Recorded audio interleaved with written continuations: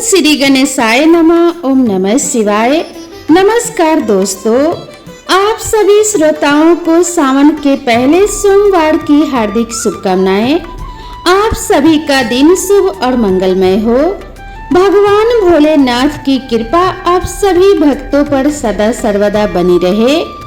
जैसा कि हम सभी जानते हैं कि आज सावन माह का पहला सोमवार है। हिंदू धर्म में सावन का महीना बहुत ही पावन और पवित्र माना जाता है।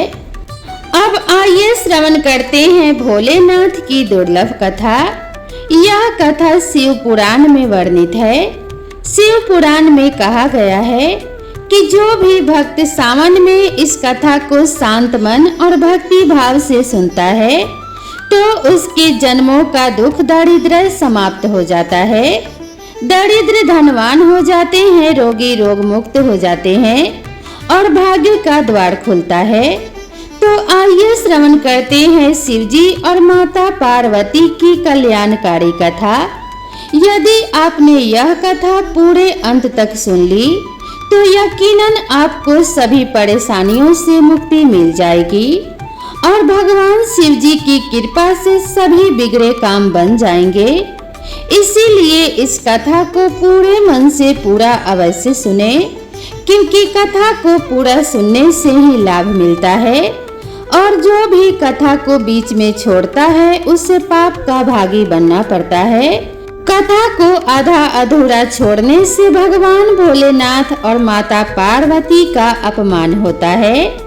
शिव पुराण के अनुसार एक गांव में एक गरीब ब्राह्मण अपने पत्नी पुत्र के साथ रहता था। उसके पुत्र का नाम सोमदत्त था। वह गरीब बूढ़ा ब्राह्मण नित्य प्रति शिव जी को जल चढ़ाया करता था और उसकी पत्नी ब्राह्मणी को यह सब बिल्कुल भी पसंद नहीं था। प्रिय भक्तों, दरअसल ब्राह्मणी पहले बहुत पूजा पाठ करती थी और व्रत उपवास सब कुछ करती थी। इतना सब कुछ करने के बाद भी उसकी गरीबी दूर नहीं हो रही थी। जब ब्राह्मण जवान था तो कहीं से कथा सुनाकर पूजा पाठ करके दक्षिणा लाता था, तो उसी से उन सब का गुजारा होता था। फिर भी ब्राह्मणी इस आस में पूजा पाठ करती थी कि कभी ना कभी उसकी गरीबी दूर होगी, किंतु उसके पूजा पाठ का कोई फल नहीं मिला। अब तो ब्राह्मण बूढ़ा हो गया था। उसमें इतनी भी शक्ति नहीं थी कि वह कहीं गांव-गांव में जाकर कथा कराए। वह बीमार रहने लगा। घर में कमाने वाला कोई भी नहीं था। ब्राह्मण का बेटा सोमदत्त गुरुकुल में पढ़ा करता था।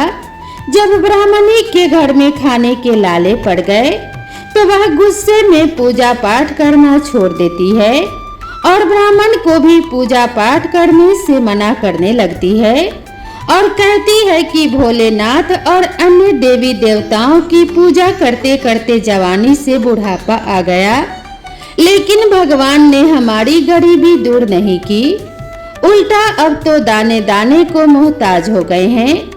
अरे मेरी ही मति मारी गई थी कि मैंने दिन रात उपवास और व्रत किया, जब तक मैं अपने शरीर को सुखा दिया। अब क्या देगा तुम्हारा शिव जो तुम शिवलिंग पर जल चढ़ाया करते हो। प्रिय श्रोताओं, ब्राह्मणी की बातों को सुनकर ब्राह्मण कुछ नहीं कहता था, क्योंकि उसे तो अपने आराध्य भोलेनाथ पर पूरा विश्वास था। अब ब्राह्मण का बेटा अपनी शिक्षा पूरी करके गुरुकुल से वापस अपने घर आ गया और अपने माता पिता की सेवा करने लगा।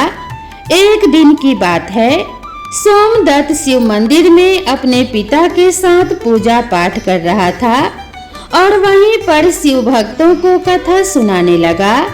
वह कहता है कि जो भक्त भगवान शिव की कथा को सुनते हैं उनके मन में जो इच्छा रहती है भोलेनाथ उनकी मनोकामना अवश्य पूरी करते हैं।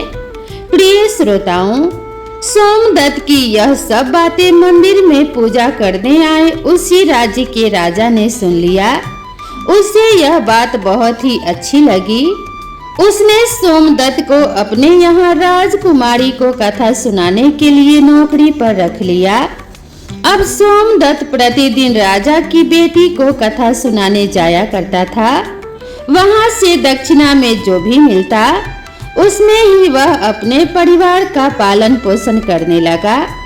इस पर भी ब्राह्मणी खुश नहीं थी। उसने कहा, मुझे अपने बच्चे के भविष्य की चिंता है। हमारा जीवन तो जैसे तैसे कट गया, लेकिन मेरे पुत्र का जीवन अभी बाकी है। हमारे मरने के बाद उसका क्या होगा? हमारी भक्ति पूजा पाठ का फल लगता है कभी नहीं मिलेगा। क्या भोलेनाथ को मेरा दुख दिखाई नहीं देता? मेरा पुत्र राजा के घर से जो कुछ भी लेकर आता है, माना कि उससे हमारे पूरे परिवार का पेट भर जाता है, किंतु और भी आवश्यकताएं हैं जो कैसे पूरी होंगी? ईश्वर ने अपनी आंखें क्यों बंद कर रखी हैं? क्या मेरे पुत्र को हमारे तरह ही गरीबी में रहना होगा? ब्राह्मण और ब्राह्मणी की ये करुण पुकार जब माता पार्वती ने सुना तो उन्होंने शिव जी से कहा कि हे देव, हे महेश्वर, आप तो सर्वज्ञ हैं। आप क्यों इन दोनों की इतनी परीक्षा ले रहे हैं? ब्राह्मण आपका परम भक्त है, अब आप उसके दुख का नाश करें प्रभु, अन्यथा यह ब्राह्मण कहीं आपकी पूजा करना बंद न कर दे, कहीं उसके मन में आपके प्रति विश्वास समाप्त न हो जाए। माता पार्वती की बात को सुनकर भगवान भोलेनाथ ने कहा कि हे देवी, आप चिंता ना करें, मैंने उनके भाग्य उदय का बीज तो पहले ही बो दिया है। अब हम दोनों को साथ में लक्ष्मी जी विष्णु जी को लेकर इस ब्राह्मण के घर जाने का समय आ गया है। हमारी कृपा के साथ ही वह ब्राह्मण दंपति विष्णु लक्ष्मी जी के भी कृपा के पात्र हैं। उन दोनों पति पत्नी ने हम दोनों की पूजा एक साथ की है। हे देवी, पृथ्वी लोक पर जाकर हमें शिव लीला करनी है। प्रिय श्रोताओं, अब शिव जी तुरंत माता पार्वती जी के साथ नंदी पर सवार होकर बैकुंठ लोक में जाते हैं, जहां दया निधि भगवान विष्णु शेष नाग के सैया पर विराजमान थे और माता लक्ष्मी उनके पांव दबा रही थी। तब शिव जी ने विष्णु जी से पृथ्वी लोक पर चलने को कहा। विष्णु जी बोले कि हे देवी लक्ष्मी, चलिए, हमारे भक्त का बुलावा आ गया है।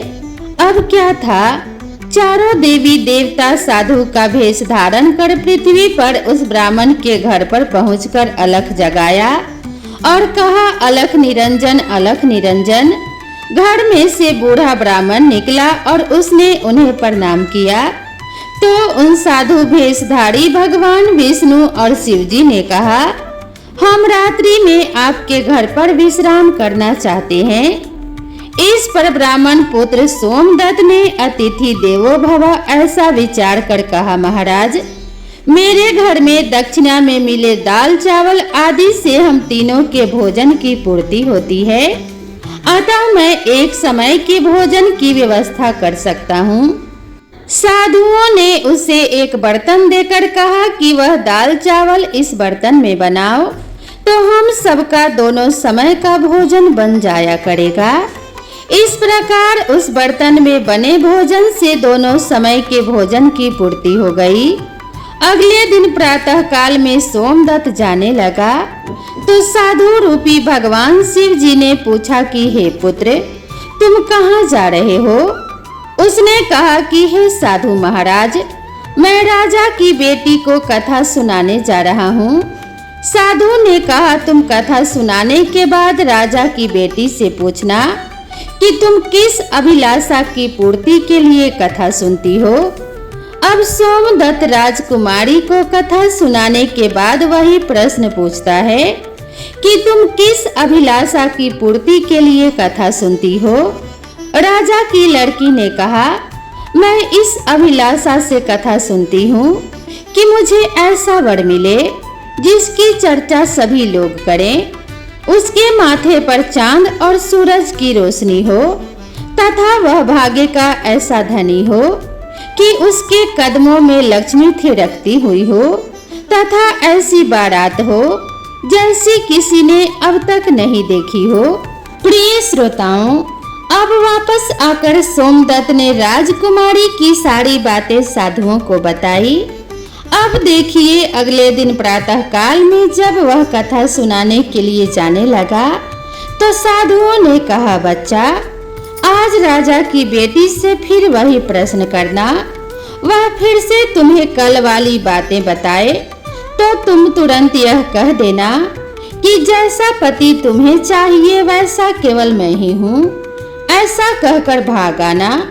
सोमदत्त ने कहा कि हे साधु महाराज, कहाँ मैं एक गरीब ब्राह्मण जिसका घर उसकी दी हुई दक्षिणा पर चलता है, और कहाँ वह राजा की पुत्री। राजा मुझे और मेरे परिवार को मृत्यु दंड देकर मौत के घाट उतार देगा, अतः मैं ऐसा नहीं करूँगा। साधु ने कहा कि ठीक है, हम अभी तुम्हारे परिवार को श्राप से भस्म किए देते हैं। सोमदत्त पहले ही उनके चमत्कार से डरा हुआ था। उसने सोचा कि राजा तो बाद में मृत्यु दंड देगा, यह तो अभी अपने श्राप से भस्म कर देंगे। अतः साधुओं को आश्वासन देकर कथा सुनाने के लिए सोमदत्त चला गया। कथा सुनाने के बाद सोमदत्त ने कहा, राजकुमारी, कल जो आपने बात बताया था उसके अनुसार जैसा वर तुम्हें चाहिए वैसा वर मैं ही हूँ। ऐसा कहकर तुरंत वहां से सोमदत्त भाग गया। राजा की पुत्री को एकदम आघात पहुंच गया। उसने दासी के द्वारा अपने पिताजी को बुलाकर सब बात बताई। राजा ने आश्वासन दिया कि उस उदंड ब्राह्मण को उसकी सजा जरूर मिलेगी। राजा ने तुरंत अपने मंत्रियों से विचार विमर्श किया। एक वरिष्ठ मंत्री ने कहा, महाराज, उसने अपराध तो फांसी दिए जाने वाला ही किया है, परंतु वह एक ब्राह्मण है। उसे फांसी देने पर एक ब्राह्मण की हत्या का पाप लगेगा। कुछ ऐसा किया जाए कि वह दंडित भी हो जाए और ब्राह्मण हत्या का पाप भी ना लगे। काफी विचार विमर्श करने के बाद तय हुआ कि शादी का निमंत्रण पत्र कुछ शर्तों के साथ भिजवाया जाए। राजा ने शर्तों वाला निमंत्रण पत्र लिखकर अपने नौकर के हाथ सोमदत्त के पिता के पास भिजवा दिया। उधर सोमदत्त ने घर पहुंचकर साधुओं को बताया कि आपके कहे अनुसार कहने पर राजकन्या बहुत क्रोधित हो गई। अब शीघ्र ही फांसी का संदेश पहुंचने वाला है। कुछ समय बाद नौकर निमंत्रण पत्र लेकर वहां पर पहुंच गया। साधुओं ने नौकर को सम्मान सहित बिठाकर सोमदत्त को निमंत्रण पत्र पढ़कर सुनाने को कहा। पत्र इस प्रकार था, अर्थात पत्र पर लिखा था कि हे ब्राह्मण पुत्र, हमें तुम्हारा शादी का प्रस्ताव मंजूर है, परंतु साथ साथ हमारी कुछ शर्तें भी है। हमारे द्वारा सभी शर्तें पूरी करने पर हम अपनी कन्या का विवाह तुम्हारे साथ कर देंगे। शर्तें पूरी ना होने पर तुम्हें तुम्हारे परिवार सहित फांसी दे दी जाएगी। शर्त इस प्रकार से है। पहली शर्त यह है कि बारातियों के ठहरने वाले सभी बारात घर तथा बनाए गए सभी तंबू बारातियों से भरे होने चाहिए। कोई भी तंबू खाली नहीं रहना चाहिए। दूसरी शर्त, बाराती के आतिथ्य सत्कार में बनाई गई सभी खाद्य सामग्री उपयोग होनी चाहिए और कुछ भी बचना नहीं चाहिए। तीसरी शर्त यह है, बारात ऐसी अद्भुत आनी चाहिए जिसकी प्रशंसा हर व्यक्ति की जबान पर हो। बारात आने पर यदि कोई भी शर्त अधूरी होगी तो बारात में आने वाले सभी बारातियों को फांसी दे दी जाएगी। पत्र पढ़कर सोमदत्त डर से कांपने लगा। साधुओं ने कहा, तुम डरो नहीं, नौकर को भोजन खिलाकर पत्र का उत्तर देकर विदा करो और पत्र में लिखो कि आप विवाह की तैयारी करें, हम बारात लेकर आ रहे हैं। नौकर को भोजन में दाल भात परोसा गया, लेकिन भगवान शिव की कृपा से नौकर की थाली में 36 प्रकार का भोजन बन गया। विदाई में साधुओं ने साधु के वेश में जो भोलेनाथ और भगवान विष्णु जी थे उस नौकर को मुट्ठी भर धुनी की राख पत्र देकर विदा किया। बाहर आकर नौकर ने देखा कि वह राख नहीं हीरे मोती हैं। वह बहुत खुश हुआ। राजा ने सकारात्मक उत्तर प्राप्त होने पर विचार किया कि वह गरीब ब्राह्मण किसके भरोसे ऐसा कर रहा है।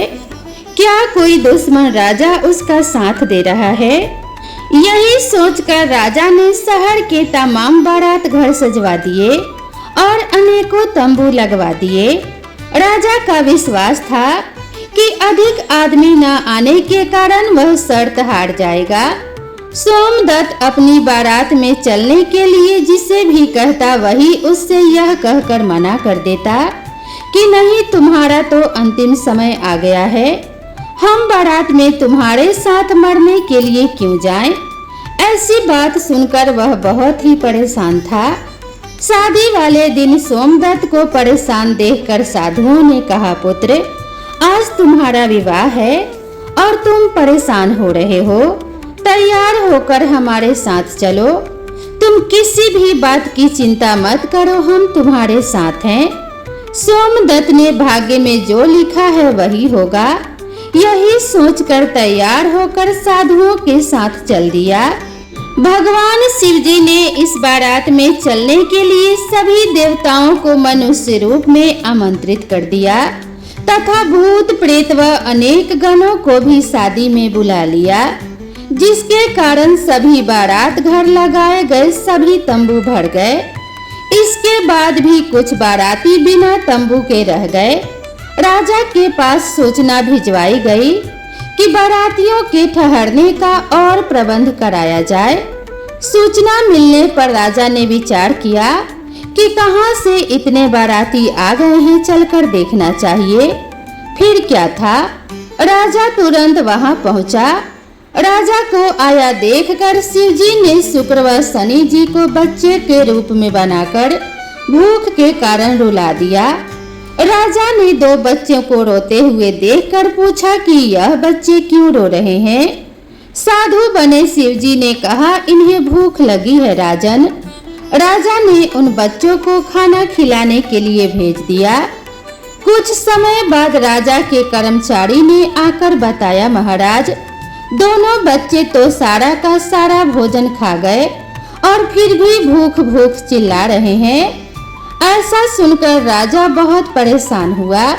उसने अपना घमंड त्याग कर साधुओं के सामने नतमस्तक होकर कहा, महाराज, अब मेरी लाज आपके हाथ में है। साधुओं ने कहा, कोई बात नहीं, सब कुछ ठीक हो जाएगा। तुम घर जाकर बारात की अगवानी की तैयारी करो। राजा ने शहर को बहुत ही सुंदर ढंग से सजाया। जगह जगह झालरों से पूरा शहर एक दुल्हन की तरह सजाया गया।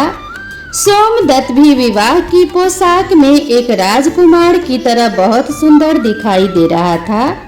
शाम के समय उसे एक सुंदर रथ में बिठाया गया। रथ के आगे अनेक प्रकार के बैंड बाजे नगाड़े झूम रहे थे और सभी लोग नाच रहे थे। दूल्हे के मस्तक पर सेहरे को चांद और सूरज से सजाया गया। बाराती हाथ में मुद्राएं लेकर एक दूसरे पर निछावर करके इधर उधर उड़ा रहे थे। बारात के इस विहंगम दृश्य को देखकर लोग आपस में कहने लगे, इस ब्राह्मण के भाग्य को तो देखो, इसके मस्तक के चेहरे में चांद और सूरज, चारों तरफ से इस प्रकार धन लक्ष्मी उड़ाया जा रहा है, मानो किसी बड़े राजा की बारात निकल रही है। ऐसी बारात हमने अपने जीवन में कभी नहीं देखी और ना आगे देखने की उम्मीद है। यह भाग्य का बड़ा धनी है। प्रजा के मुंह से इस प्रकार की बातों को सुनकर के माता पार्वती ने कहा, प्रभु, आप जिस पर कृपा करते हैं उसके लिए अन्न धन के भंडार खोल देते हैं। भगवान भोलेनाथ ने कहा कि हे पार्वती, जो भक्त मेरी पूरी श्रद्धा भक्ति से पूजा करते हैं, मैं उन्हें उनके पूजा का फल अवश्य देता हूँ। उन्हें दुख तो तभी तक झेलना पड़ता है जब तक कि उनके पाप कर्म समाप्त नहीं हो जाते। पुण्य कर्म जैसे ही उदय होते हैं उनके भाग्य के दरवाजे खुल जाते हैं और जो भक्त सावन में हमारी कथाओं को सुनता है उन्हें भी राजकुमारी की तरह ही फल प्राप्त होता है। राजकुमारी ने प्रतिदिन भगवान शिव जी की कथाएं सुनी। उसने मन में जो भी कामना की उससे वह मिला। यह तो भोलेनाथ, माता पार्वती, विष्णु जी, लक्ष्मी जी की महिमा थी, जिसके कारण ब्राह्मण धनी हो गया। उसका भी घर महल की तरह सुंदर हो गया। उसके घर में नौकर चाकर इत्यादि की कमी नहीं थी। अपार धन दौलत से घर भरा हुआ था और ब्राह्मणी ने भी फिर से भगवान की पूजा अर्चना शुरू कर दी। खूब दान दक्षिणा देना शुरू कर दिया और नित्य प्रति भगवान की कथाओं को सुनने लगी। तो एक बार प्रेम से बोलिए, भगवान भोलेनाथ शंकर भगवान की जय। हर हर महादेव, माता पार्वती की जय। माता पार्वती और भगवान शिव की कृपा अब सभी भक्तों पर सदा सर्वदा बनी रहे। सावन का यह पहला सोमवार आप सभी के लिए शुभ और मंगलकारी हो। आप सभी की मनोकामनाएं भगवान शिव और माता पार्वती की कृपा से पूरी हो। इसी मंगल कामना के साथ आप सभी से विदा लेते हैं। मिलते हैं इसी तरह की नई कथा और नई कहानी के साथ। तब तक के लिए राधे राधे।